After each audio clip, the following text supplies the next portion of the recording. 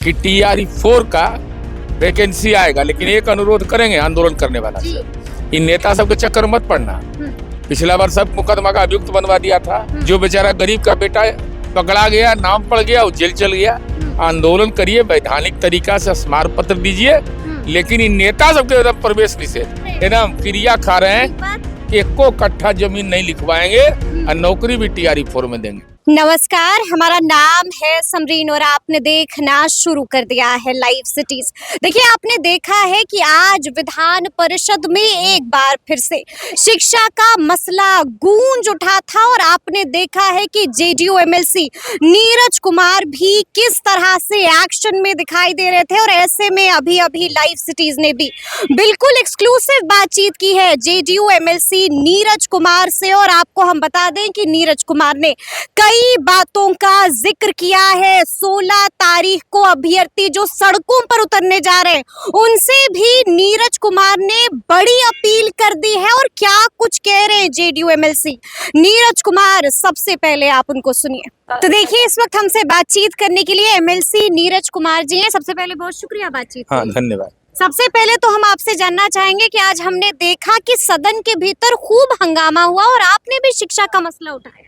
भाई, हम तो उसी संवर्ग से चुनाव लड़ते हैं और वेतन लेने के लिए थोड़े सदन में आए हैं। अरे, सदन में अपनी भूमिका बताने के लिए आए हैं। तो हमने यह सवाल उठाया। हमारा सवाल नहीं था, हमारा सवाल तो सर गणेश दत्त का था कि इस उच्च सदन के सदस्य रहे और सर गणेश दत्त अपने वेतन का पैसा स्कॉलरशिप में देते थे। 1968 के बाद वो बंद है, तो हमने अनुरोध किया सरकार से उसको चालू करिए। साथ ही साथ जब राज्य सरकार ने निधि आवंटित कर दिया वित्त पोषित विद्यालय में, और यह उन लोगों की मांग है महाविद्यालय विद्यालय में कि भाई जितना आप हमको पैसा परफॉर्मेंस के आधार पर दे रहे हैं, बहुत सामान्य अधिभार पड़ेगा, वेतन मान में उसको तब्दील कर दीजिए। तो राज्य सरकार से हमने अनुरोध किया।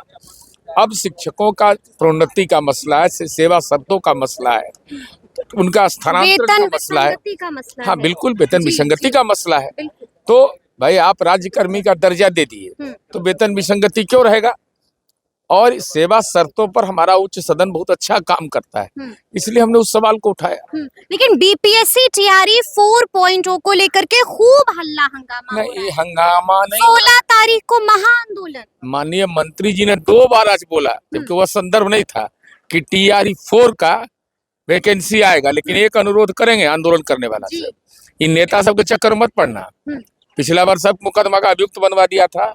ये तेजस्वी यादव, राहुल गांधी, प्रशांत किशोर, इन लोग को तो कुछ नहीं बिगड़ा और उन बच्चों का करियर बर्बाद हो गया। जो बेचारा गरीब का बेटा पकड़ा गया, नाम पड़ गया, वो जेल चल गया। आंदोलन करिए, वैधानिक तरीका से स्मारक पत्र दीजिए, लेकिन इन नेता सबके एकदम प्रवेश निषेध। तो क्या आंदोलन का समर्थन आप भी करेंगे? 2 प्रमुख मांगे हैं। देखिए, हम आपको बता दें कि पहला तो नोटिफिकेशन आप जल्द से जल्द जारी कीजिए, और दूसरी मांग है कि लाख से ज्यादा सीटों की संख्या कीजिए। नहीं, संख्या का निर्धारण करने का अधिकार किसी को नहीं होता है, वह सरकार का दायित्व होता है। मूल विषय है। और TRE 4 ही नहीं, TRE 5 का भी एग्जाम हो, एकदम क्रिया खा रहे हैं, किसी से एकदम क्रिया खा रहे हैं कि एको कट्ठा जमीन नहीं लिखवाएंगे और नौकरी भी TRE 4 में देंगे। यानी कि 16 तारीख को जो महाआंदोलन हो रहा है, क्या अपील क्या कीजिएगा? अरे, हम तो अपील करेंगे कि पढ़िए लिखिए, उस समय का हल बर्बाद कर रहे हैं। जो वैकेंसी निकलेगा उसमें पढ़िएगा लिखिएगा तो नौकरी का अवसर प्राप्त होगा। इससे अच्छा अवसर मिलेगा कि बिना 1 रुपया लिए हुए नौकरी लग रहा है। खटाखट नौकरी लगेगा, झटपट मिलेगा एकदम। यहाँ नौकरी, पोस्टिंग, ट्रांसफर पोस्टिंग को लेकर के अब भी शिक्षक परेशान हैं नीरज जी। अरे भाई, कहाँ संतुष्टि मिली है? पूर्ण संतुष्टि तो भगवानों नहीं दिए जी। भगवान के मंदिर में मांगने जाते हैं तो सब मिल जाता है, लेकिन अधिकतम शिक्षकों का हुआ है। बाकी कुछ लोग हैं जिनकी मांग जायज है। अब म्यूचुअल ट्रांसफर है, बिल्कुल, हम लोग उसके पक्षधर हैं। और खबर मिल रही है कि नई ट्रांसफर पॉलिसी पर काम चल रहा है। अब इस संबंध में तो माननीय शिक्षा मंत्री बयान देंगे, लेकिन हम इतना जरूर कह रहे हैं, नौकरी में पैसा लगा, पोस्टिंग में पैसा लगा, ट्रांसफर में पैसा लगा, बहुत ट्रांसफर हो गया है, कुछ बचा हुआ है, उसको भी किया जाएगा और वो किया जाना आवश्यक भी है। तो सुना आपने कि जेडीयू एमएलसी नीरज कुमार ने क्या कुछ कहा है बीपीएससी टीआरई 4.0 को लेकर के।